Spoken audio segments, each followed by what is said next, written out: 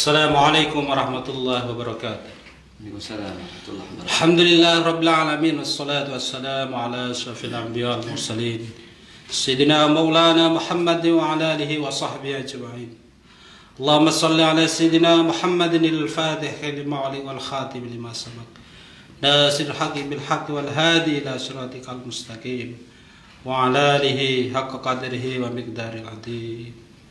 Sahabat peduli suara dakwah dan kemanusiaan, patut kita bersyukur pada Allah Subhanahu wa taala karena pada kesempatan kali ini kita diberikan kesempatan untuk mengaji dalam kajian perdana kitab fikih Sulam Safinah. Salawat dan salam kita aturkan pada baginda agung Nabi besar Muhammad sallallahu alaihi wasallam. Karena berkat beliaulah kita dapat membedakan antara yang hak dan yang batil. Sahabat peduli suara dakwah dan kemanusiaan dimanapun Anda berada, mari kita sejenak buka kajian kita ini dengan Ummul Quran, dengan harapan mudah-mudahan apa yang menjadi kajian kita menjadi ilmu yang manfaat dan berkah, sehingga menjadi hasanah pengetahuan terkait dengan fikih seharian kita. Al-Fatihah. A'udzubillahi minasyaitonir rajim. Bismillahirrahmanirrahim. Alhamdulillahirabbil alamin. Arrahmanirrahim. Iyyaka na'budu. Sahabat peduli suara dakwah dan kemanusiaan, sebelum mulai kajian kitab fikih Sulam Safinah ini perlu saya sampaikan bahwa beliau salah satu alumni Ponpes Bustanul Ulum Bulu Gading, Desa Langkap, Kecamatan Bangsal Sari, Stadion Pertado. Ini sahabat perjuangan saya ya, mulai dari waktu ngabdi di NU ya, sekarang kita ngabdi dari luar begitu kan Ustaz ya, membantu tetap NU ya sampai mati ya gitu kan. Oke sahabat peduli suara dakwah dan kemanusiaan, mari kita 3 menit ke depan jenak sambil nyantai di luar sana. Saya sapa dulu yang ada di sahabat peduli di Malaysia, di Brunei dan kawan yang lain serta di dalam negeri ya, khususnya yang ada di Kabupaten Lumajang. Terus selanjutnya sebelumnya saya pasrahkan pada Ustaz Murtado. Dipersilahkan. Oke, terima kasih. Assalamualaikum warahmatullahi wabarakatuh. Waalaikumsalam warahmatullahi wabarakatuh. Bismillahirrahmanirrahim. Wassalatu wassalamu ala rasulillah Sayyidina Muhammad ibn Abdillah wa ala alihi wa sahbihi wa mawalah, amma ba'du. Sahabat peduli yang dirahmati Allah, pertama mari kita manjatkan puji syukur kehadirat Allah Subhanahu wa taala atas segala rahmat dan taufiknya kepada kita, sehingga pada pagi hari ini kita bisa mengawali kajian kitab Safinatun Najah. Mudah-mudahan harapannya ini akan bermanfaat bagi kita semua. Salawat dan salam kita haturkan keharibaan junjungan kita Nabi besar Muhammad sallallahu alaihi wasallam yang telah memberi petunjuk kepada kita semua dengan tuntunan dan ajaran agama Islam. Sahabat peduli yang dirahmati Allah, beberapa hari yang lalu kawan saya Bapak Direktur Murtamin Syah mengajak saya untuk mengisi kegiatan kajian kitab Safinatun Najah. Yang ada dalam benak kami pertama kali adalah bahwa ini adalah ladang ibadah bagi kami, sehingga walaupun kompetensi saya di bidang fikih sangat minim, tapi ini tetap kami terima.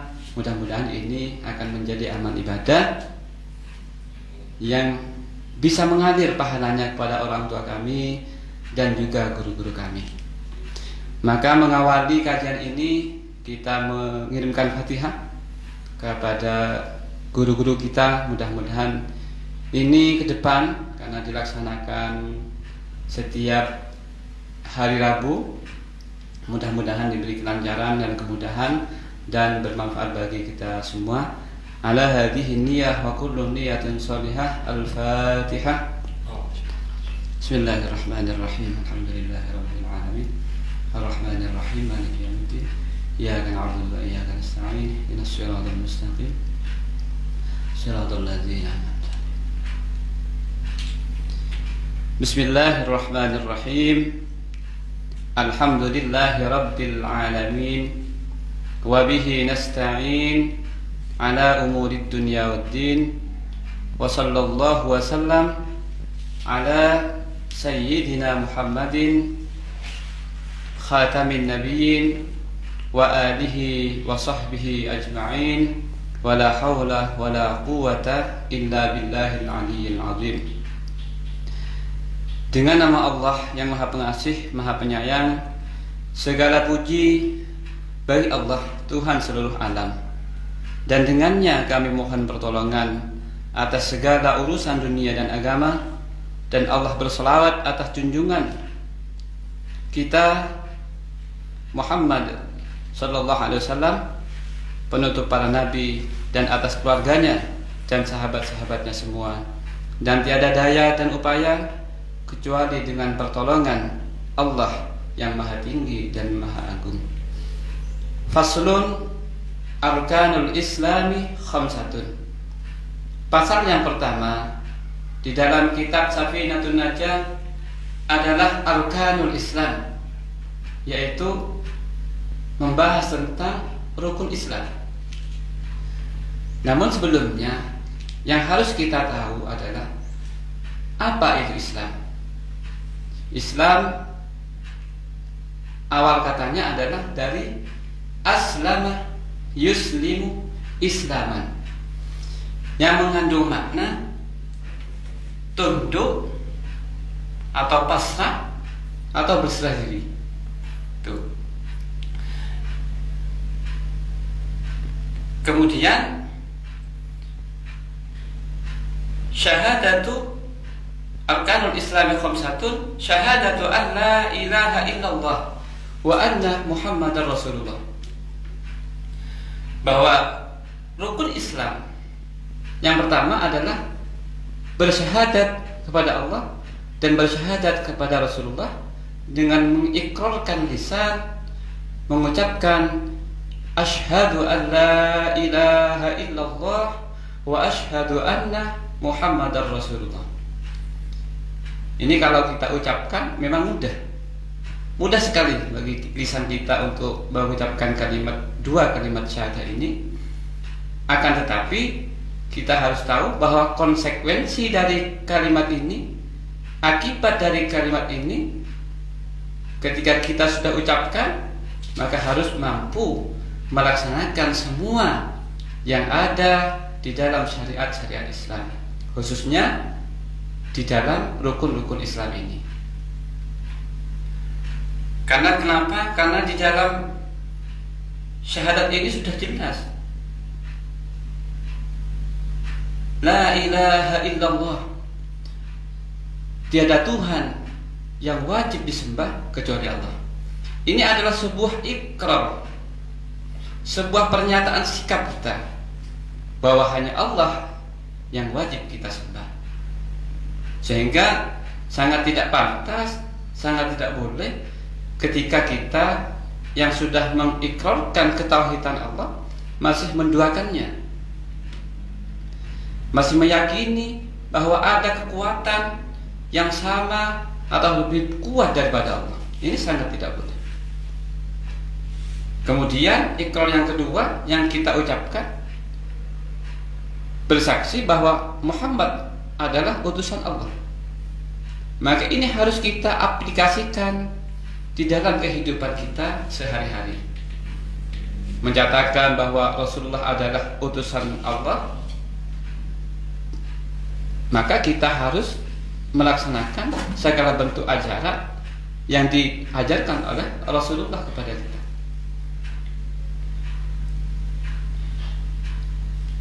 Sahabat berdiri, saudara suara dakwah yang dirahmati Allah. Kemudian rukun Islam yang kedua adalah wa iqamus shalah. yaitu mendirikan sholat. Ini dewasa ini memang kita sangat prihatin bahwasanya banyak di antara kita, di lingkungan kita yang sudah dengan terang-terangan meninggalkan sholat. Padahal sholat adalah merupakan satu kewajiban bagi kita yang harus dilaksanakan, karena kita sudah mengikrarkan di awal bahwa kita membaca syahadat dan menyatakan bahwa kita ini adalah seorang muslim. Oleh karena itu, sahabat Buduri yang dirahmati Allah, sholat ini sudah jelas, jangan sampai ditinggalkan, karena Allah mengancam kita semua. Di dalam Al-Quran Allah berfirman, "Ma salakakum fi saqar? Qalu lam naku minal musallin." Apakah yang memasukkan kamu ke dalam saqar atau ke dalam neraka?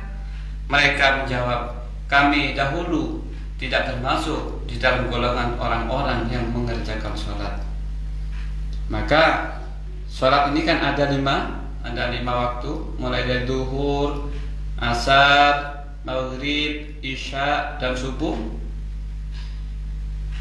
Ini kecuali ada udzur syar'i, misalnya seorang perempuan ini memang boleh meninggalkan sholat ketika dia memang ada udzur haid, menstruasi misalnya, ya boleh, asalkan jangan diperlambat. Kalau misalnya haidnya 1 minggu, ya sudah 1 minggu itu mereka, orang-orang wanita yang haid ini sudah tidak punya kewajiban sholat dan tidak wajib mengqadha sholatnya.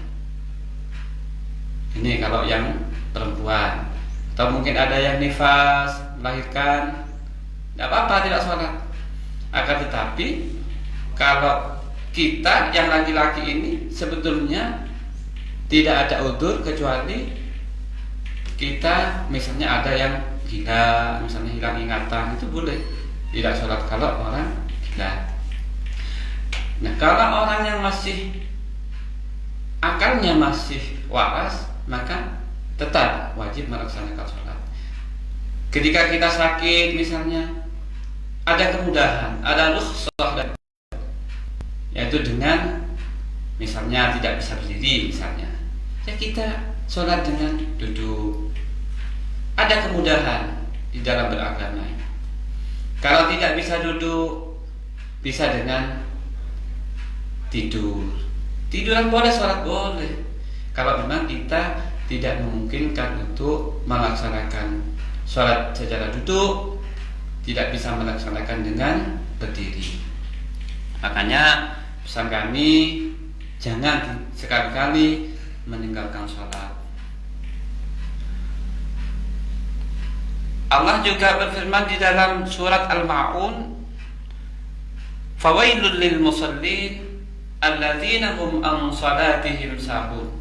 Maka celakalah bagi orang-orang yang salat, yaitu orang-orang yang lalai dalam salatnya. Ini kalau dimaksud dengan lalai kadang salatnya, misalnya duhur sebetulnya jam 11.45 sudah duhur, kita sholatnya jam 2. Ini kan termasuk bagian dari orang-orang yang lalai dalam sholat.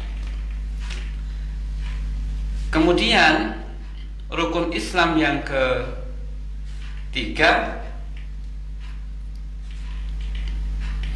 yang perlu kita pahami agar kita nanti mampu melaksanakan kewajiban kita sebagai muslim dengan baik, ita'uz zakah, yaitu mengeluarkan zakat. Nah, ini kebetulan kita kan berada di Suara Dakwah, yaitu BMS yang bagian zakat, infak dan sedekah. Ini zakat ini ada dua, pemirsa sekalian. Ada dua macam kewajiban yang harus kita laksanakan. Yang pertama zakat mal, yang kedua zakat fitrah yang dilaksanakan setiap bulan Ramadan. Untuk zakat mal ini adalah untuk kewajiban yang untuk orang-orang tertentu, yaitu para agniya, orang-orang yang punya kelebihan dalam bidang ekonomi, finansialnya bagus. Salah satu contoh ketika misalnya kita punya toko, itu harus dihitung modal, penghasilan. Nah, penghasilannya ini yang nanti dikeluarkan zakatnya 2,5% dari penghasilannya setelah dipotong biaya operasional dan lainnya. Kemudian misalnya ada yang punya kambing sampai ratusan ekor, maka itu wajib dikeluarkan zakatnya. Ini adalah satu kewajiban. Kenapa? Karena zakat ini di dalam harta kita, orang-orang yang kaya, orang-orang yang finansialnya bagus, itu ada rezeki dari orang-orang yang tidak mampu. Makanya wajib dikeluarkan. Wajib dikeluarkan sebagai bentuk toleransi kita kepada orang-orang yang tidak mampu di sekitar kita. Agar kenapa? Agar mereka juga merasakan nikmat yang diterima oleh panjenengan yang orang-orang yang kaya ini.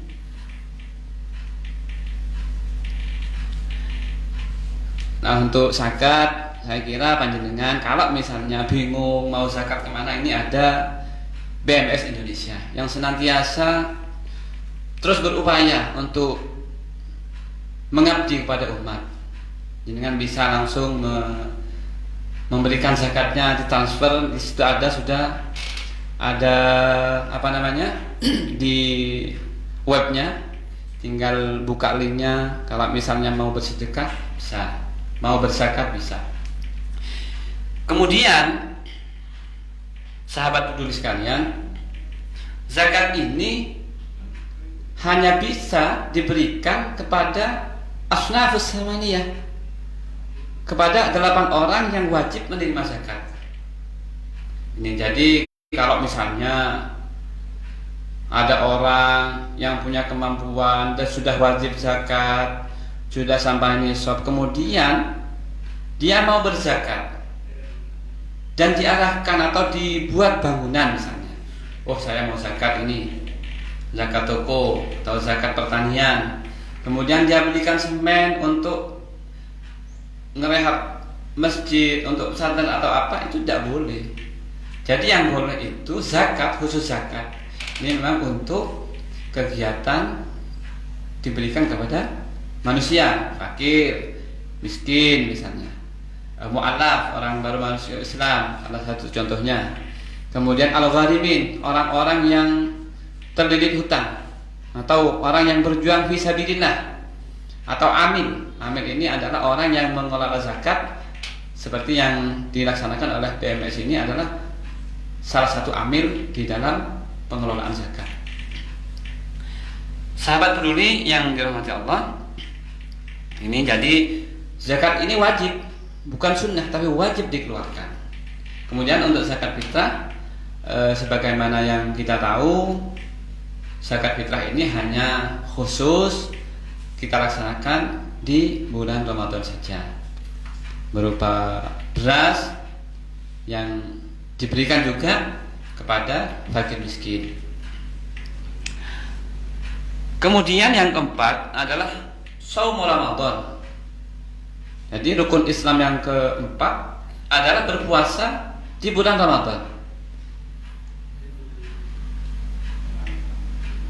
Puasa di bulan Ramadan ini menjadi kewajiban kita sebagai muslim.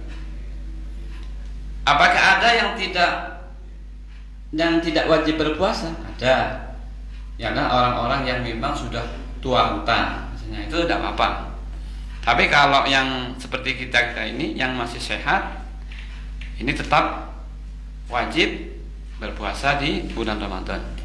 Di dalam Al-Quran Allah berfirman, A'udzubillahi minasyaitonirrajim, Bismillahirrahmanirrahim. Ya ayyuhalladzina amanu kutiba alaikumussyiyam kama kutiba 'alal ladzina min qablikum la'allakum tattaqun. Hai orang-orang yang beriman. Ini Allah ketika memanggil orang yang berpuasa, para shaimin. Ini memanggilnya dengan hai orang-orang yang beriman. Kenapa? Karena puasa ini hanya bisa dilaksanakan oleh orang-orang yang imannya memang sudah tertanam di dalam sanubarinya. Banyak sekali orang-orang yang sebetulnya kekuatan fisiknya kuat, dia sebetulnya kuat untuk berpuasa, tapi tidak mampu melaksanakannya ketika iman di dalam dadanya sudah tipis. Banyak.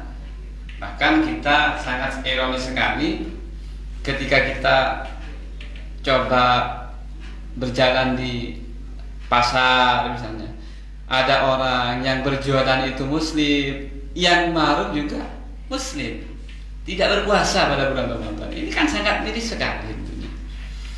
Makanya kami himbau ya, marilah kita mengajak tentunya untuk rukun Islam yang 5 ini betul-betul kita tegakkan, kita laksanakan dengan baik.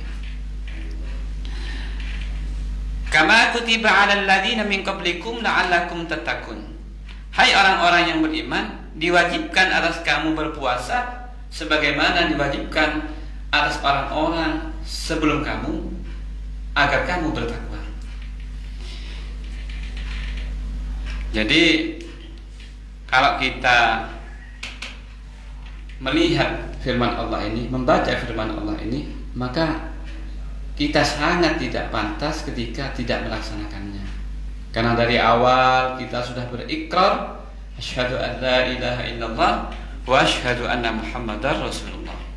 Ketika kita misalkan melalaikan tanpa alasan yang jelas hingga tidak berpuasa, maka ini sangat tidak pantas sekali bagi kita sebagai seorang muslim. Nah, terus kenapa ada kalimat kutiba 'alal ladzina min qablikum? Artinya seperti yang sudah kami wajibkan kepada orang-orang sebelum kamu. Jadi puasa itu memang ada mulai sebelum Rasulullah Muhammad SAW. Contohnya Nabi Adam, beliau menjalankan puasa Ayyamul Bid. Ayyamul Bid ini adalah hari putih kalau diartikan di dalam bahasa Indonesia. Ayyamul Bid adalah hari putih pada tanggal 13, 14, dan 15 setiap bulan. Jadi pertengahan bulan. Dan sekarang pun itu disunahkan oleh Rasulullah. Jadi puasa, selain puasa wajib di bulan Ramadan, kita juga bisa melaksanakan puasa, cuma puasa sunnah. Ada puasa Senin Kamis, itu sunnah. Kenapa? Karena katanya Rasulullah, hari Senin dan Kamis itu diangkatnya amal, dihadapkannya amal kepada Allah. Sehingga saya senang ketika amal saya dihadapkan kepada Allah, sementara saya dalam keadaan berpuasa. Ini kalau hari untuk Senin Kamis. Kemudian ada puasa sunnah lagi, Ayyamul Bid, yaitu tanggal 13, 14, 15.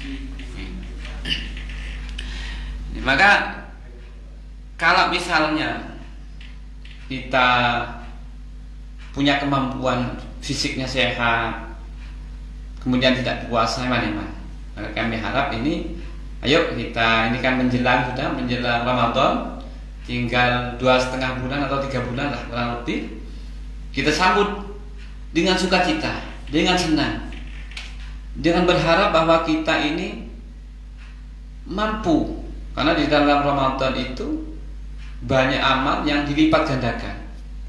Segala kebaikan yang kita laksanakan dilipat gandakan oleh Allah selama 1 bulan Ramadan ini.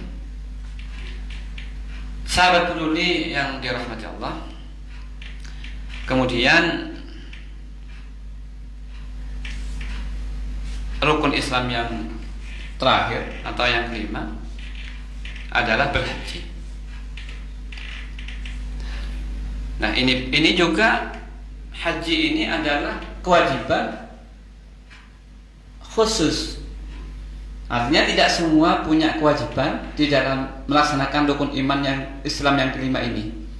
Kenapa? Karena di situ harus dituntut punya materi.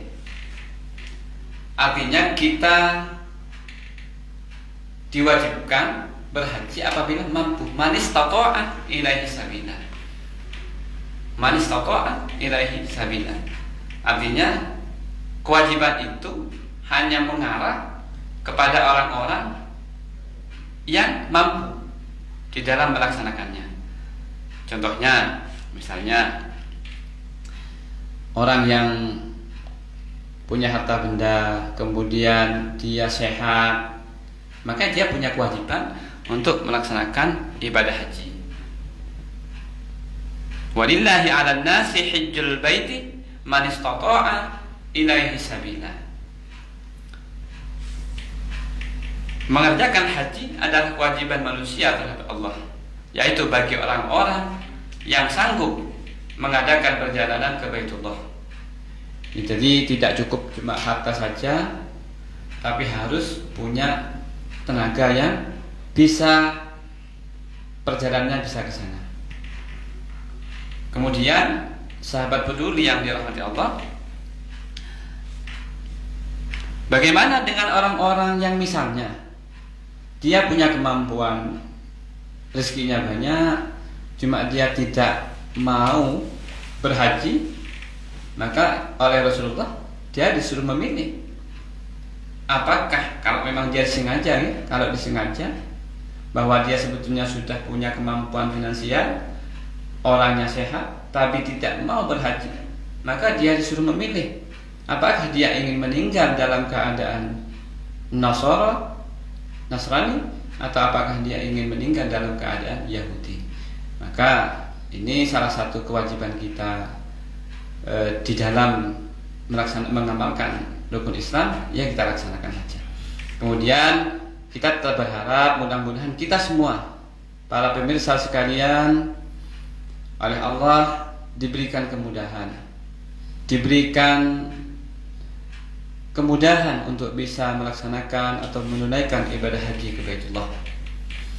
Sahabat peduli yang dirahmati Allah, yang terakhir kami ingin berpesan, mari di tahun 2021 ini yang merupakan awal tahun, dan di sini kita masih ada pandemi COVID-19, kita bermohon kepada Allah mudah-mudahan pandemi ini segera berakhir dari negeri kita tercinta ini, dan mudah-mudahan kita semua diberi kesehatan oleh Allah. Mudah-mudahan di tahun yang baru ini kita segala apa yang kita hajatkan, yang kita inginkan dikabulkan oleh Allah. Mari di dalam penutup ini kita membaca hamdalah bersama-sama. Alhamdulillahirabbil alamin. Dari kami apabila ada kurang lebihnya kami mohon maaf. Usikum nafsi bitaqwallah. Assalamualaikum warahmatullahi wabarakatuh.